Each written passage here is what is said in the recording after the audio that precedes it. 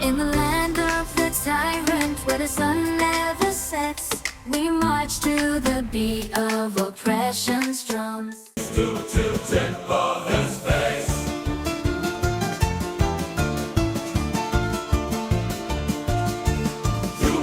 Cuba, you very nice place. From hills of Guantanamo to southern Havana. From grass mighty Peter's favorita.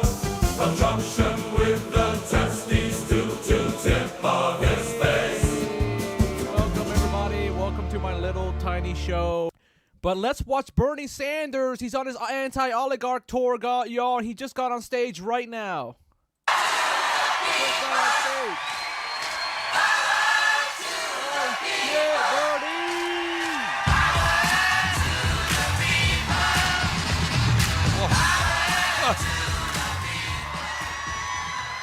Thank you, Altoona. This is an unbelievable turnout, and I want to thank all of you for being here this afternoon. I want to thank Altoona High School, Police Music, Joanna and Cindy and Bill for their wonderful remarks.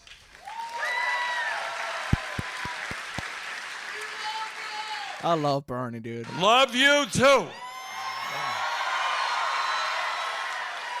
And I gotta tell you, being here is like being in rural Vermont. Most of Vermonters live in towns like Altoona. I would say well over half the people in Vermont live in towns of 500 or less. So in fact, Altoona would be one of the largest cities in the state of Vermont. That's true. So why was I in Kenosha last night? We had a great turnout. Why am I here this afternoon? Why are you here, buddy? Why am I heading to Warren, Michigan this evening? Bro, Bernie Sanders is on an anti-oligarch tour. Fuck all these rich people. Fuck all these billionaires stealing from us. We're not going to let them take our Social Security. We're not going to let them take our grandparents' fucking Social Security or Medicaid or Medicare. Fuck out of here. And the answer is... Fuck out of here. We have some serious problems in this country, and together we're going to address them. Yes.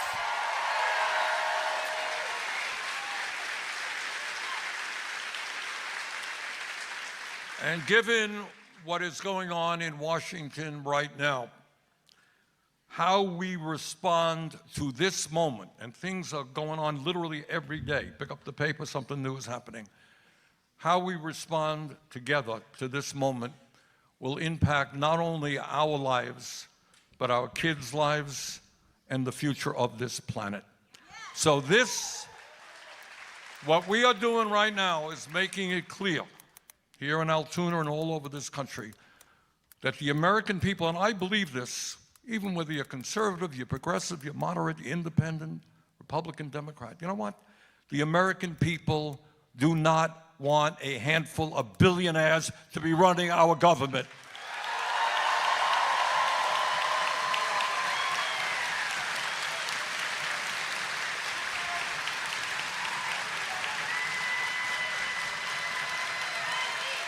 Bernie! And the American people Bernie! Want a president and an administration that respects. By the way, we had a bunch of subscribers. Let me see if I can pull up the subs. We had a bunch of subs, I think. Let me see if I can. Yeah, we had a new sub. Thank you, Josh Yoerger. Josh Yoerger. How do we...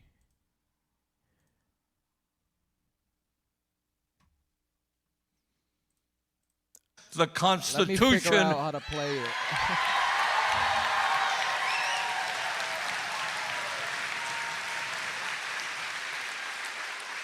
And does not move us toward an authoritarian form of society. You know, I got to tell you, in Vermont, I don't know how you do it here in Wisconsin, but in Vermont, and we just had it a few days ago. Let me see if this pops up, y'all. Let me see.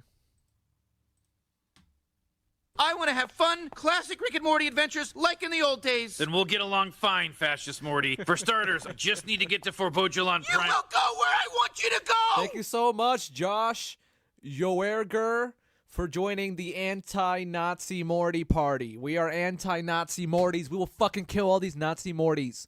All these Nazi Mortys are ruining the world. Look at them everywhere, running around. You will do what I want you to do. They're so authoritarian. They're so mean. They want you to do everything they want. They're anti your own choice. It's crazy. We have town meetings all over the state, small towns. Subscribe if you want to join an anti-Nazi Morty army. We are an army of anti-Nazi Mortys. Killers. Have We meetings, kill Nazi Mortys. and they argue about how much they want to put into the schools and in the roads. And everybody gets up and they yell and they scream and they do their thing. It's called democracy. Hey.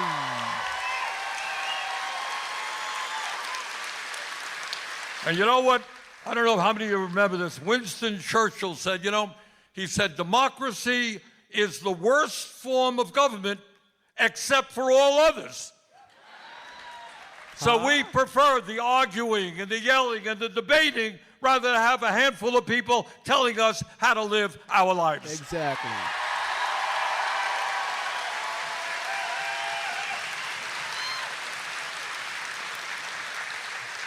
And I've been thinking about something lately. Every year, I go to a Memorial Day parade in a town called Vergennes, Vermont, northern Vermont.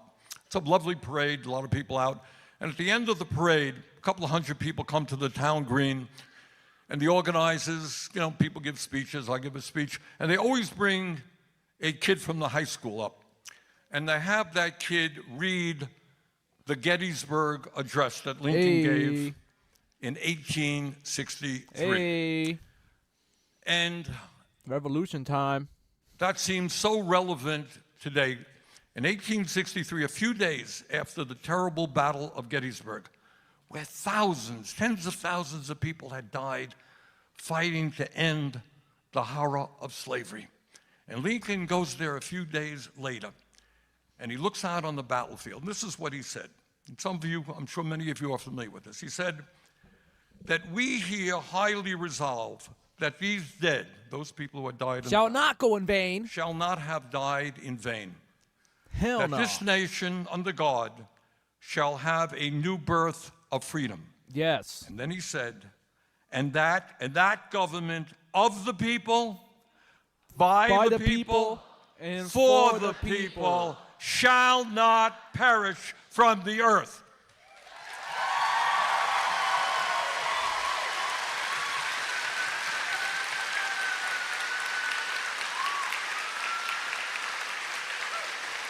And Bernie's trying to patriotism pill these people. that is why I am in Altoona with you today.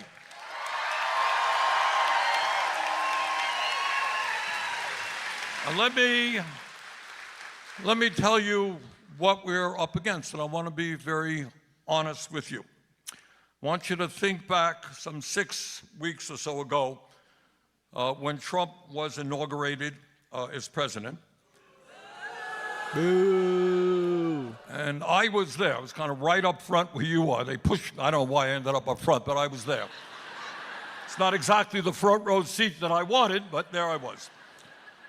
And right behind President Trump, as you may recall, as he was taking the oath of office, were the 3 wealthiest men in the country. Yup.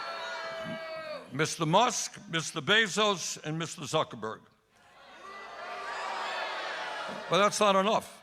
Standing behind those guys were 13 other billionaires who were nominated by Trump to head up major government agencies. Boo. In other words, it was all there for everybody to see. They weren't hiding anything. I got to give them credit for that. Bro, I like this guy's getup. I like how this guy looks. He kind of looks like Steve Jobs or whatever, like back in the hippie days. Steve Jobs. Was it Steve Jobs? The Apple guy. He looks like the Apple guy, like literally in his whole hippie getup. It's really funny. You know? He looks good. The Trump administration is a government of the billionaire class, by the billionaire class, and for the billionaire class. You know, for a number of years, I have been talking about how our nation is moving toward an oligarchic form of society. Yeah, Bernie has been saying this shit since forever, guys. He's been screaming his head about this forever. My friends, we are no longer moving toward oligarchy. We are living in oligarchy.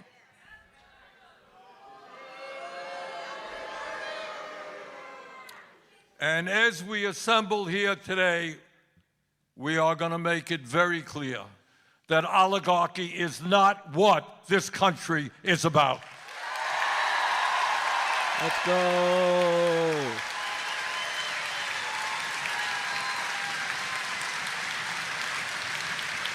This man should have been our leader, the Democratic Party's leader, since the fucking beginning.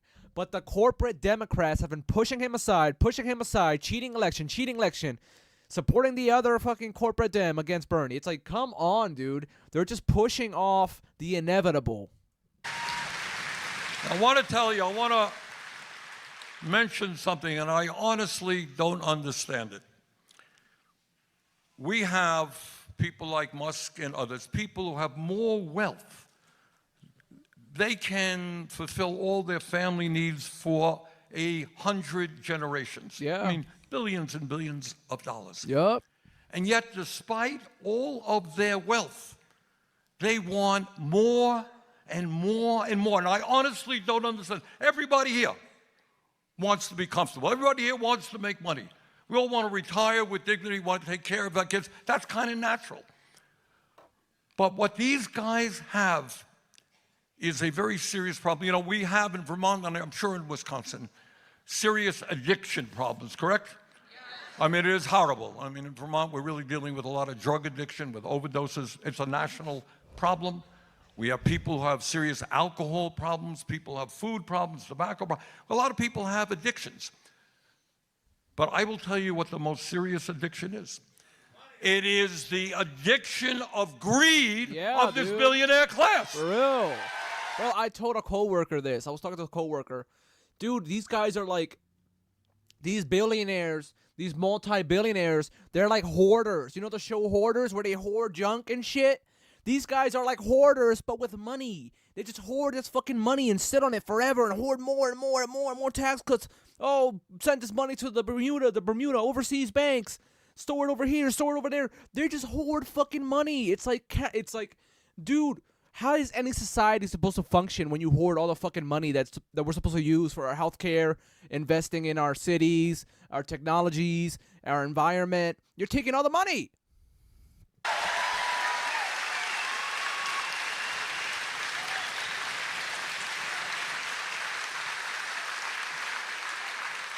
I mean, how much do you need to live? And there is no stopping them. And what is scary is right now, they are prepared to dismember the federal government and cut programs that low-income and working-class people desperately need so that they can give themselves an enormous tax break of over $1 trillion. By the way, the reason we have picked, as I mentioned earlier, we were a couple of weeks ago in Omaha and Iowa City, and tonight here we're in various towns in the Midwest. It's not an accident where we are going. The reason we are in this community is you have a congressman who won by a somewhat slim margin. Now, I am here, we're doing a town meeting. Now, I come from Vermont. Well, I think if I'm from Vermont doing a town meeting here, your own congressman should come here.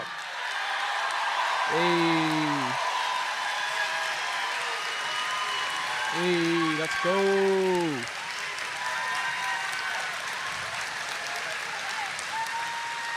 And I think you should be very polite and respectful. He gets a chance to talk, explain his point of view, and you have the right to ask questions. And I think the key question in Wisconsin and all over America is why the hell is anybody thinking of a $1 trillion tax break for the 1% and massive cuts to Medicaid, nutrition, and education? Ooh.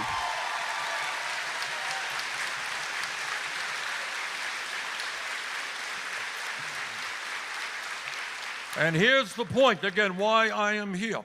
In the House, as I think many of you know, the Republicans have, it's very tight. They have a 3-seat majority, just 3 out of 435 people.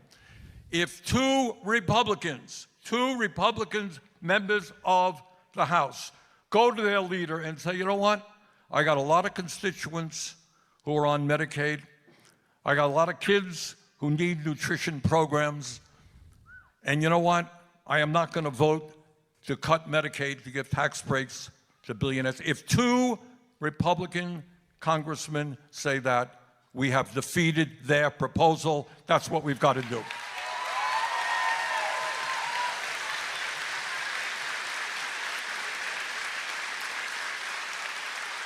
Now, what does an $888 billion cut to Medicaid mean? It means that millions of kids right now who are on Medicaid will be thrown off of their health insurance. It means, and this is not widely known, I know in Vermont that I think it's true all over the country, we got nursing homes that are really, really struggling, right? Okay. 2/3 of the people who are in nursing homes are funded by Medicaid.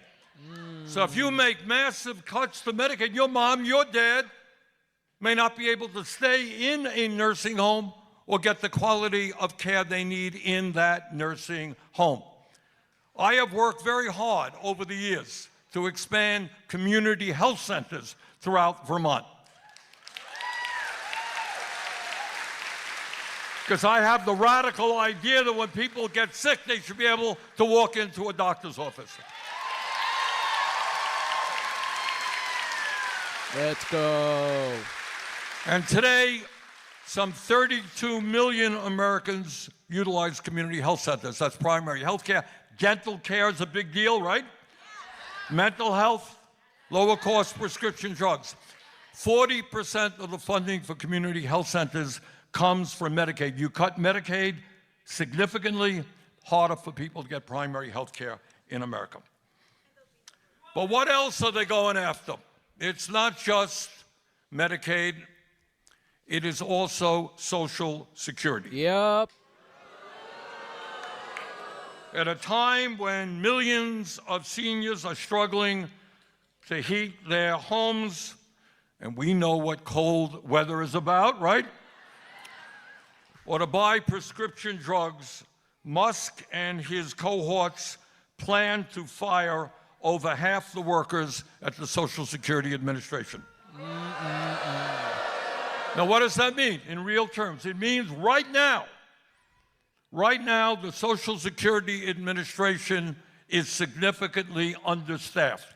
And I get calls every day from people. I'm trying to get a hold of Social Security. They're not returning my calls. It's taking me too long. Right now, and there are some 30, you want to hear something that is so horrible, given the fact that we are the richest country on earth, is that 30,000 Americans die every year waiting for an understaffed Social Security to approve disability benefits. Today, all right? Can you imagine? Somebody's old, they're on disability, they can't get the benefits, they die earlier than they should. If these cuts go through, the number of people who die will go up very significantly. That is not what this country is about, and we're not going to allow that to happen.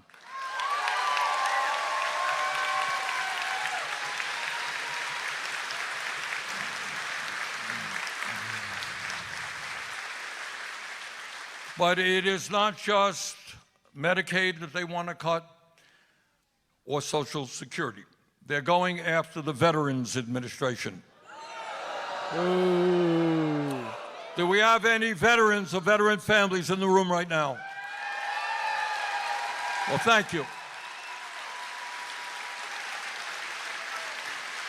One of the honors of my life was that several years ago I chaired the Senate Committee on Veterans Affairs. And what I believe is what I think the overwhelming majority of Americans believe, no matter what their political view may be. And that is when somebody puts his or her life on the line to defend this country, we keep the promises we made to those veterans. Let's go.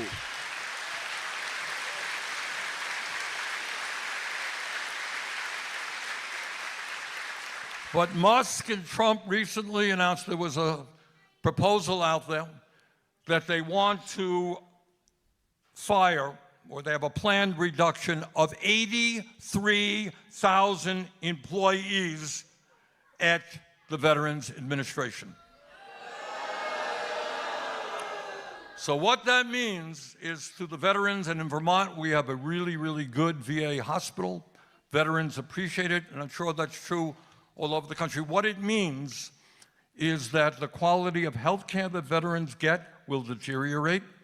The amount of time that it takes for them to get the benefits that are due them will become even longer. You do not balance the budget on the backs of the men and women who defended this country.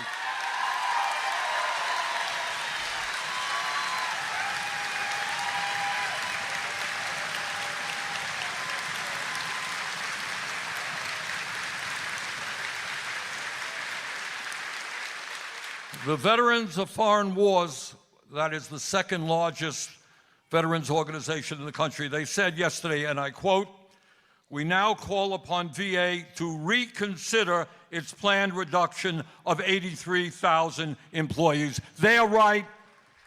They are absolutely right. And I call upon the Trump administration to rescind that order.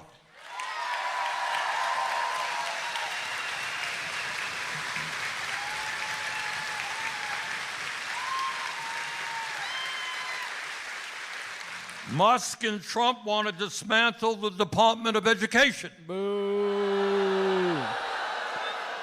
27 million kids in low-income and working-class communities would see their schools lose funding. That means your property taxes would go up. Schools would have less funding to attract teachers. In addition, Pell Grant funding would be cut, making it harder for kids to get a higher education. And if all of that is not bad enough, in the proposal to save money so that we can give tax breaks to the 1%, Trump's budget would cut nutrition assistance by at least $230 billion. Now, I want you to think about that for a moment.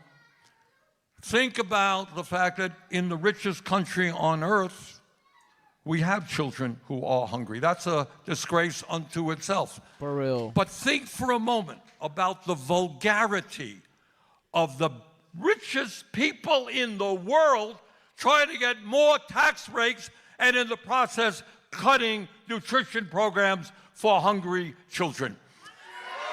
Disgusting, dude. There is no world, no universe, no religion on earth where that is morally acceptable.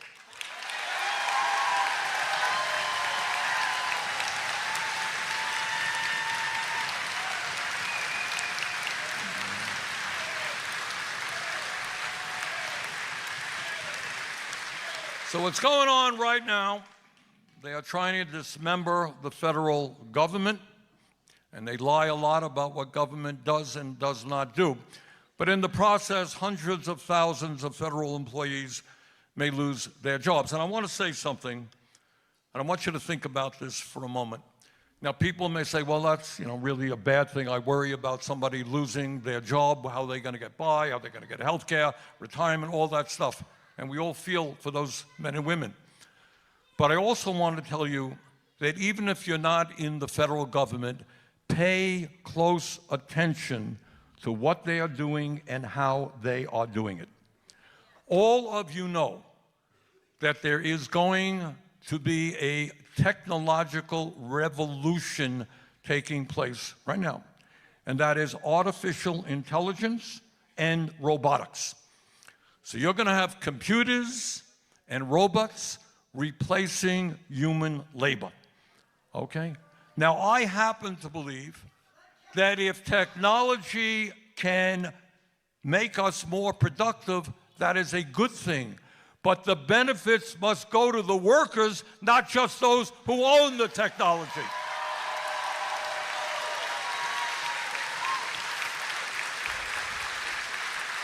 Real. So if they are prepared to tell workers at the federal government, some of whom have dedicated their whole lives to public service, hey, you're out of here, goodbye. Tell me what you did last week, you're out of here, goodbye, goodbye. What do you think they're going to do to people in the private sector when artificial intelligence comes? You're gone, forget it, you're out on the streets. Our job is to make sure that when you have these technologies, it benefits all of us, not just the few. So pay attention to what's going on.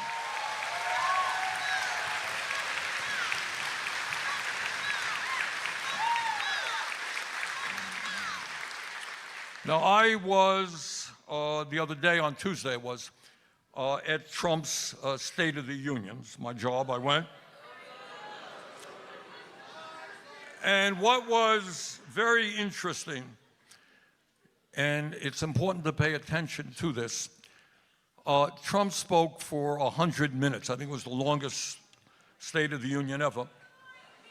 And what he did is created, I think, a parallel universe. What these guys do, which is, I'm not going to sit here and tell you the politicians don't lie. Politicians always have lied, and they always have stretched the truth. That's the nature of the game. Mm-hmm. But what we're seeing now is something... Bernie and a few politicians are the least. They've lied the least in their whole life. But yeah, politicians definitely lie. Very different than what we have seen in the past. It's one thing to stretch the truth, to fib a little bit here. But we are now looking at the phenomenon of the big lie. You all know what that means? What a big lie is about is you say something absurd that is blatantly false, and you say it over and over and over again without shame.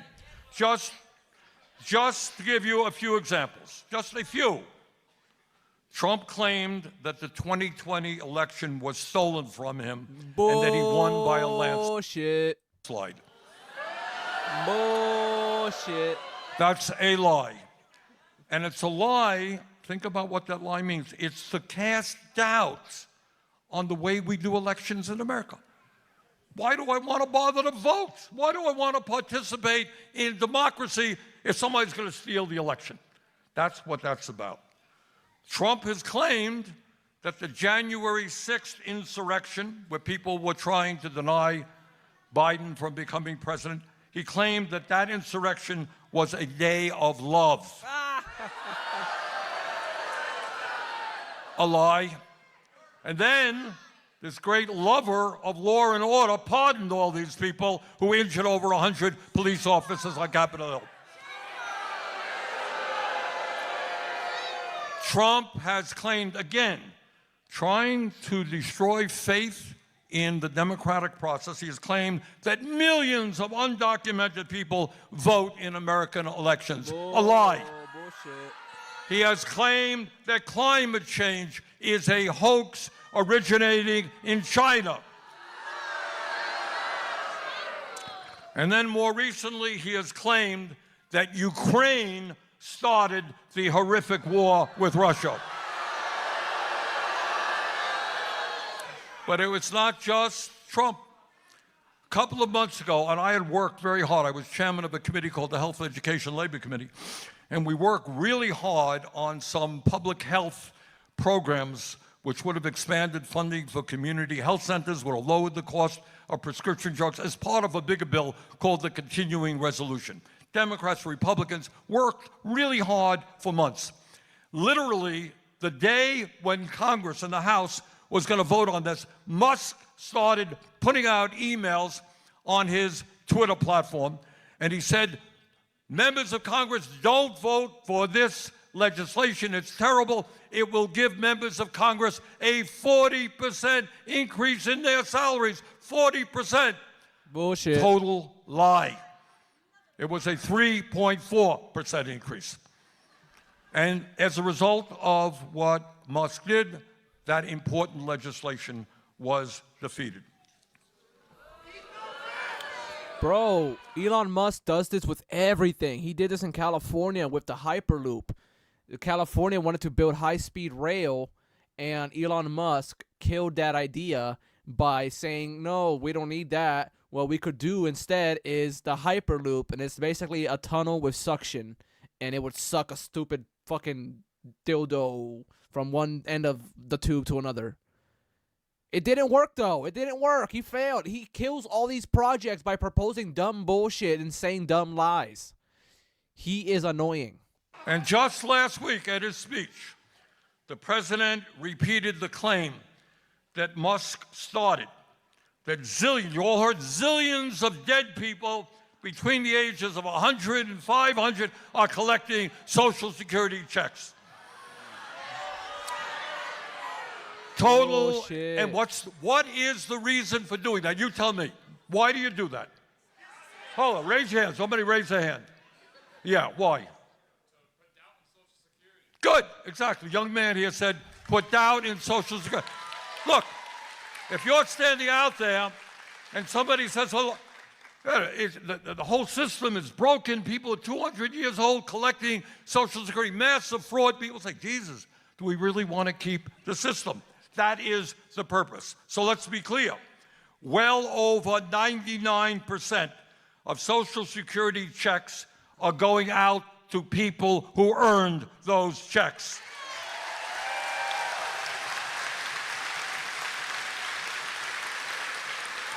Social Security has been the most successful and popular program in American history. It's a program that has kept millions of seniors from poverty. We're not going to let them destroy Social Security.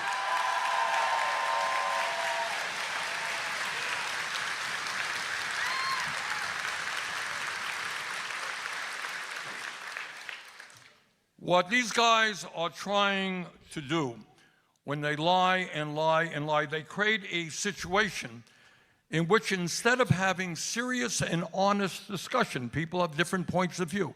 What do we do about Social Security? What do we do about health care? What do we do about education? Important issues. What we end up spending half our lives doing is not discussing those issues, but we end up trying to respond to these absolute lies. Now, I want you to think back. I don't know how many of you saw Trump's speech, but if you listen hard to his State of the Union speech, what you observed is that, in fact, he had relatively little to say about the State of the Union.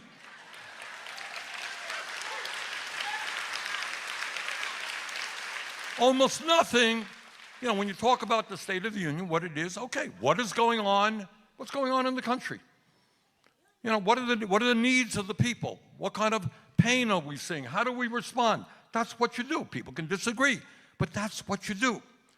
Unbelievably, Trump spoke for 100 minutes, and he almost completely ignored the issues that are keeping millions of working class people up at night as they worry about how their families are going to survive in these very difficult times.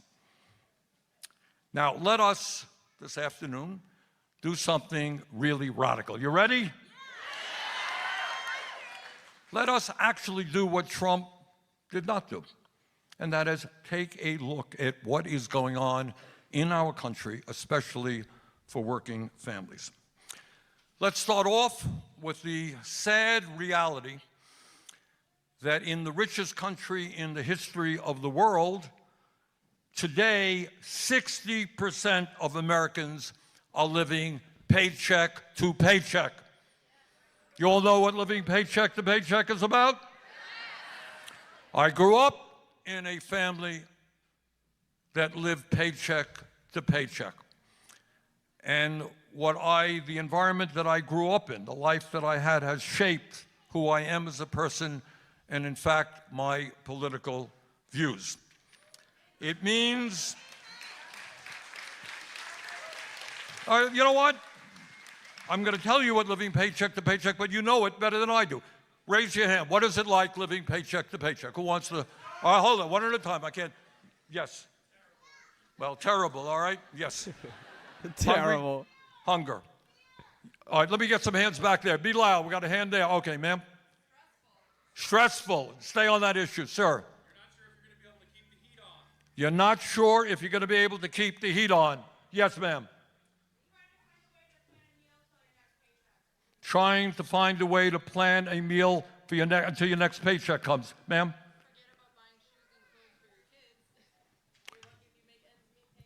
Forget about buying shoes and clothes for your kids. Ma'am? Skipping doctor's visits. Okay, I see a hand back there. Sir, yeah. Fear that your world is going to fall apart. Sir. Am I getting glasses or can I get them for my kids? Sir. Can't plan for the future. Hand back there, sir. Okay, psychological warfare. Yes. That is true. You make impossible decisions for your family, sir. General insecurity. Okay, I think you got it. So let me just tell you something on a personal level. My mom died young. Aww. Her dream, we lived in an apartment our whole lives, a rent-controlled apartment. Her dream, what she wanted more than anything, was to own our own house. And we never achieved that. We didn't have the money to own our own house and other things. Today in America, we live as a nation shorter lives than people in other wealthy countries. Our life expectancy is low. Do you all know that? So we live about 4 years shorter lives than people in Europe or Japan, etc. And that's bad. But I'm going to tell you something that is even worse, that is almost never discussed at all. And that is, if you are working class in the United States of America, you live 7 years shorter life on average than do wealthy people. In other words, and I'm not just talking about poor people who are living out on the street. They don't live very long. I'm talking about working class in general. 7 years shorter lives than the people on top. Why is that? Help me out here. All right, you know what I'm hearing? I'm hearing the word stress. All right? All right, and that's what a lot of your responses were. It deals with stress. What does it mean? And we heard this just now. If you're worried about whether or not you can buy shoes for your kids. What does it mean if you're worried that your landlord's going to raise the rent and you can't afford to pay that rent? Where are you going to live? What does it mean if your car breaks down and you got a $1,000 repair bill, but you can't afford the $1,000? You don't have a car, you can't get to work. And what happens if you can't get to work? What does it mean if your kid says, "Mom, I'm sick," and you can't afford to take her to the doctor? You add all of that up. What does it mean if your boss tells you, "Guess what? You're working the midnight shift because you don't have a regular schedule"? You add all of that stuff up, that economic pressure. How do I survive? It wreaks havoc on our bodies and it wreaks havoc on our minds. That's true, yo. That's true.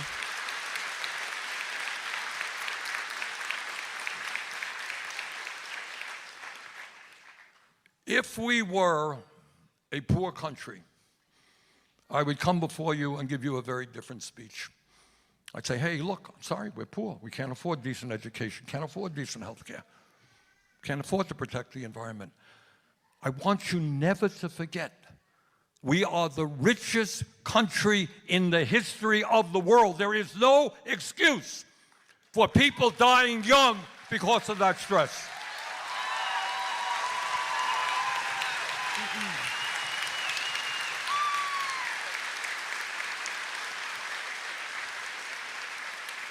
Now, not only, of course, did Trump not deal with that reality, unbelievably, 100-minute speech, he didn't say one word about health care. How many of you think the healthcare system in America works well? Well, you're right. We are spending twice as much per capita on healthcare as the people of any other nation. 85 million Birdie's gonna be like, free Luigi! are uninsured or underinsured. 60,000 people die every year because they don't get to a doctor when they should. Somehow or another, Mr. Trump forgot to talk about health care. Maybe it has to do with the fact that he didn't want to antagonize his friends in the insurance industry and the pharmaceutical industry. We pay the highest prices in the world for prescription drugs. You all know that? Sometimes 10 times more than what Canadians or Europeans are paying. I didn't hear one word from the president dealing with the reality that 1 out of 4 Americans can't afford the prescriptions their doctors prescribe. Amazingly enough, in Vermont, I don't know about here, we have a major housing crisis. You got 800,000 Americans are homeless, and we got 20 million people spending more than 50% of their limited incomes on housing. So if you're spending 50%, what do you got left? Not much, all right? Not one word on the housing crisis. Today in America, we have more income and wealth inequality than we've ever had.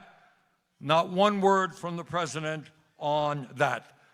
Not one word on the fact that the 3 richest guys in the country who are standing right behind them own more wealth than the bottom half of American society. Got that?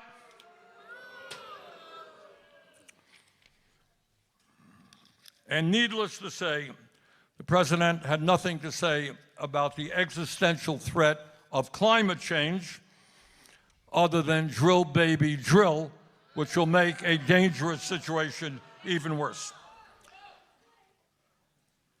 But it is not only domestic policies that Trump is doing us wrong by. Let's take a look at what's going on internationally. You know, we all grew up understanding that America is the longest standing democracy in the history of the world. We're proud of that. And I'm not here to tell you that our foreign policy has always been right. It has not. But at the end of the day, for people all over the world, the truth is they did look to the United States. They read our Declaration of Independence. They read our Constitution, which is a really extraordinary document being, written in the 18th century. They looked to America as a nation of democracy and freedom.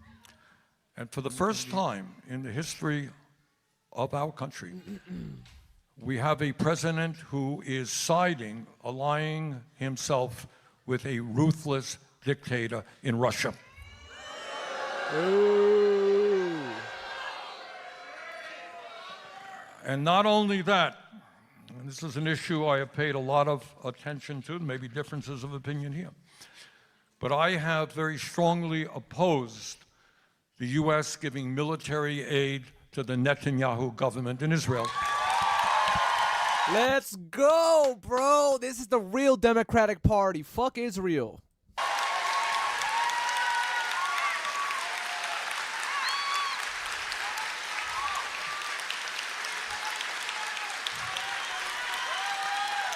Let's go, bro.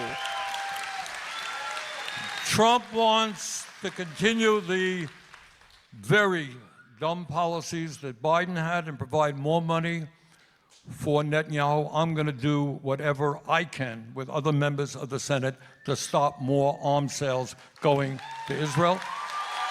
Yeah, boy.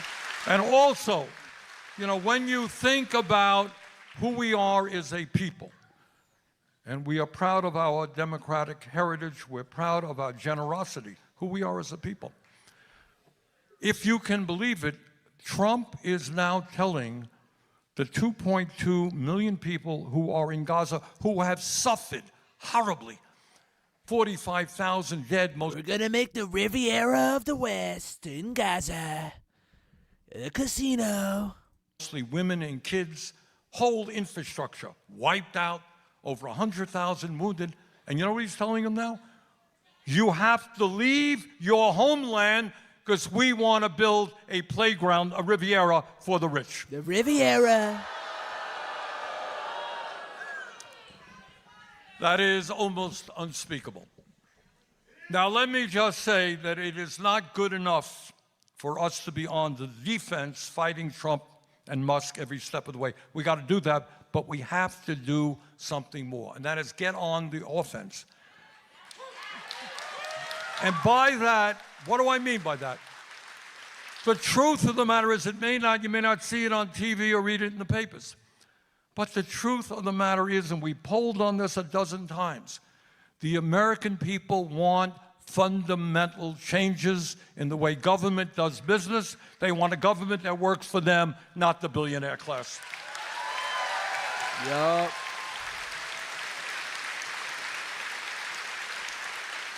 So let me very briefly tell you something that is not Bernie Sanders' idea, not your idea. It's ideas supported by the overwhelming majority of the American people, Democrats, Republicans, independents. Number one, the American people want to end the corrupt campaign finance system that we have. Yes. Let's go.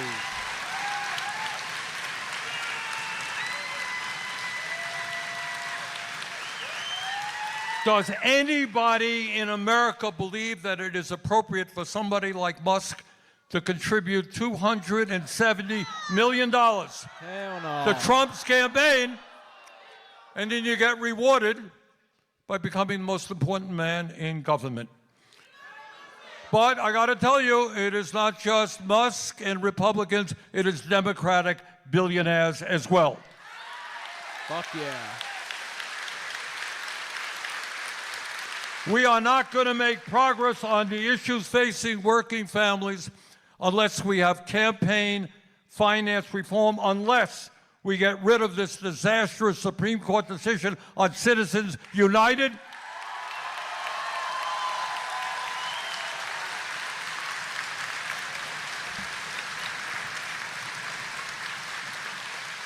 And unless we move to public funding of elections.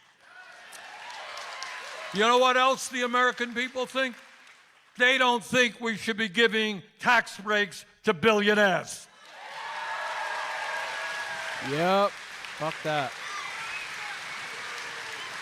And at a time when millions of people all over our country are working for starvation wages, the American people want us to end this absurdity of having a 7.25 federal government minimum wage, raise the minimum wage to a living wage, $17 an hour.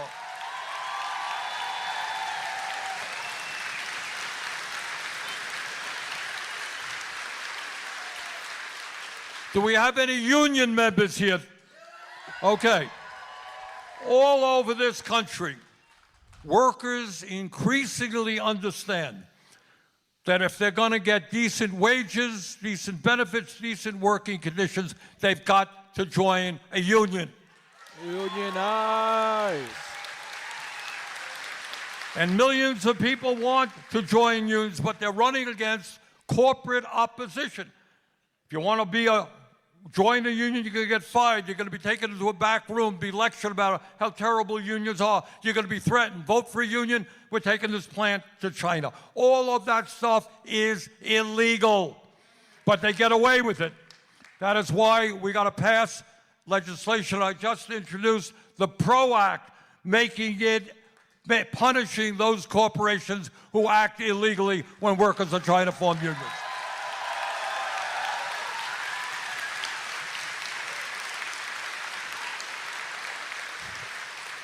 And here's something else the American people understand.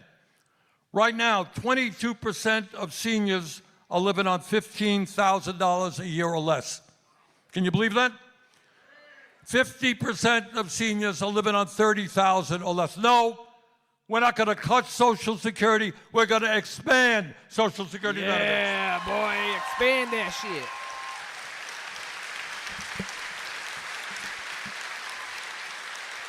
And here's an issue that the American people also understand. There is something fundamentally wrong when we are the only major country on earth not to guarantee health care to all people as a human right.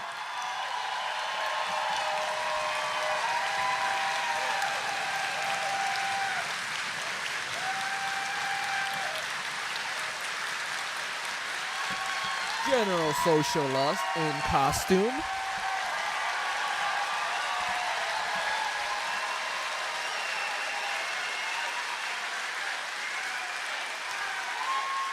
The function of a sane and rational healthcare system is not to provide huge profits for the insurance industry and the drug companies. The function of a sane system is to provide quality care to all. We are spending twice as much per capita as other countries. We don't even have enough doctors. We don't have enough nurses. We don't have enough dentists. We don't have enough pharmacists. So we got to take on the greed of the pharmaceutical industry and the insurance companies. Healthcare is a human right. Let's pass Medicare for all. Hey, Medicare for all, bro.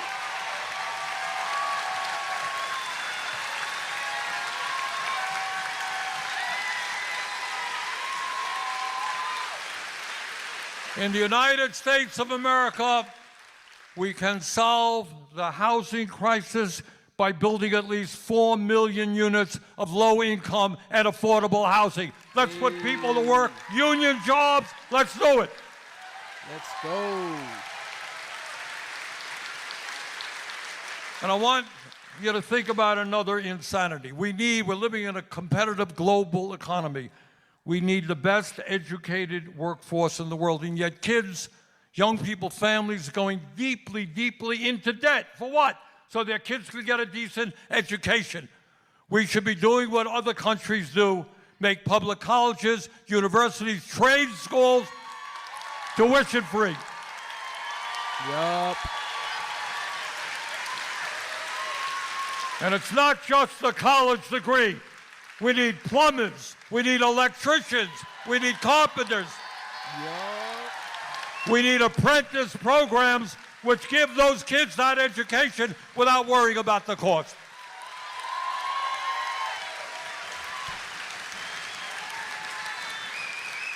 And I hear a whole lot of talk about freedom, freedom. Well, if anybody in Congress believes in freedom, then stand with the women in this country who should have the freedom to control their own bodies. Fuck yeah. Go, women. We got you. I will be the anti-Asmongold. I am the anti-Asmongold. I am the left's Asmongold. See, if you look around my room, it's not that pretty, but it's not as crusty as Asmongold, I can tell you that.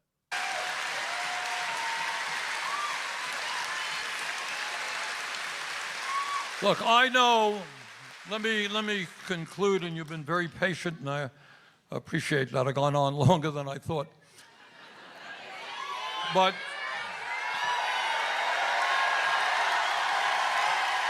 oh, they love it. They love it. thank you. Look, this is a difficult moment in the history of our country, but I think we all understand that it is not the first difficult moment in the history of our country. And in this moment, despair is not an option. Can't do it. Hiding under the covers as much as we would like to and turning off the TV is not an option.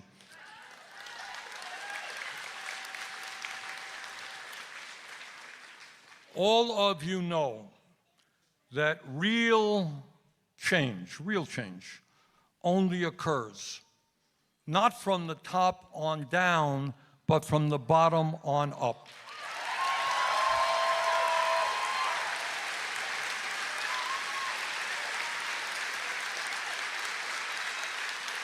It occurs when ordinary people stand together against wealth and power and injustice.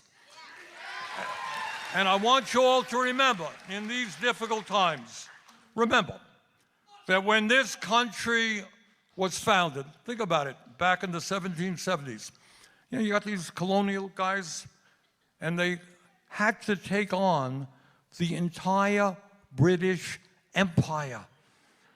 Think about it. And people said, you can't do that. That's crazy. King of England, most powerful guy in the world. They stood together, they took him on, and they won. And we became the United States. Fuck yeah.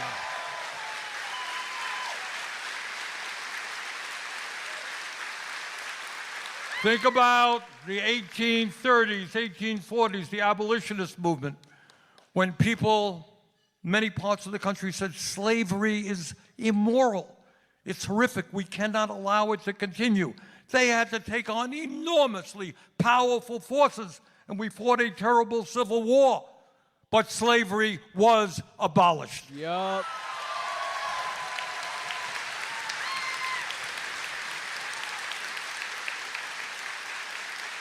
And to the brothers and the sisters in the labor movement, think about the history of the American labor movement. Think about the early part of the 20th century when kids were working in factories. Yup. When people were working 7 days a week, when people had no rights on the job. And workers said to their employers, we want a union. And the employer said, go to hell. And workers had to fight.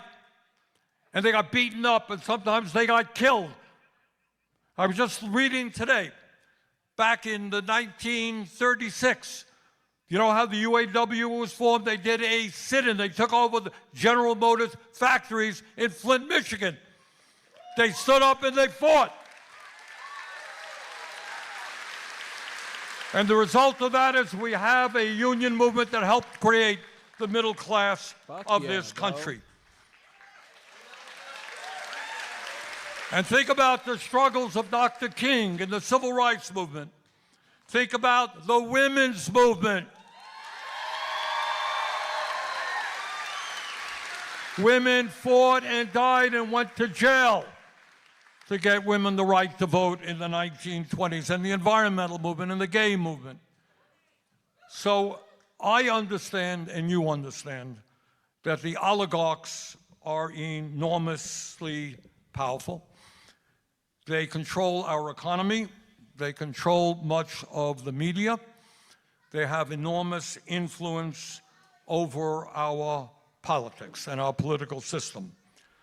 But from the bottom of my heart, I believe they can be defeated, and we're going to do that.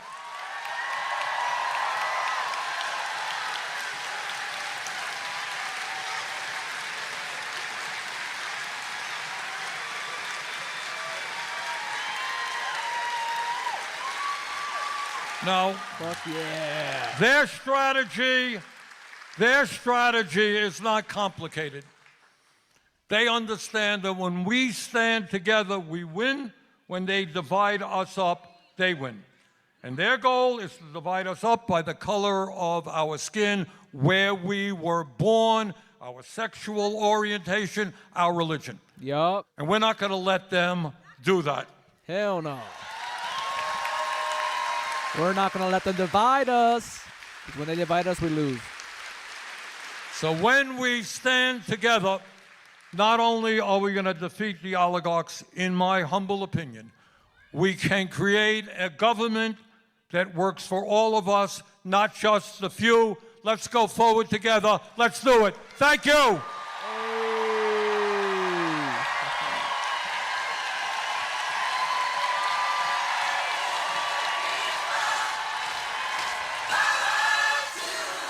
Hey, that's awesome, dude. Dude, everybody loves Bernie. Come on. He needs to just do this for till the next election and we'll win. Just do they go to every state, talk to people until the next election and we're going to win. This is going to get the Democratic Party to change. Cuz people like this way more than they like the corporate shitty Democrats that were pro genocide, pro destroying Gaza. You know what I mean? Like, oh, look at that. He signed a Bernie Sanders toy. That's so cool. That's so cool, dude. Wow. He signed his Funko Pop. That was adorable. I like that so much. Well, here's the next.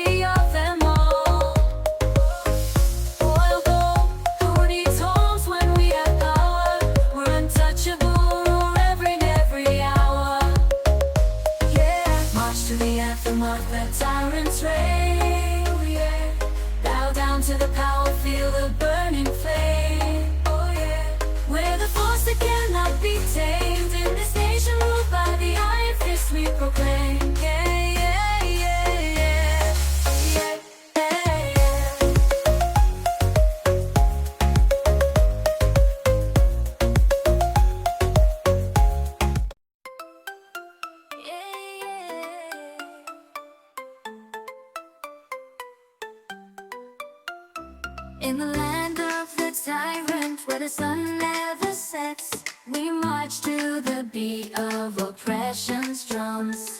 With the power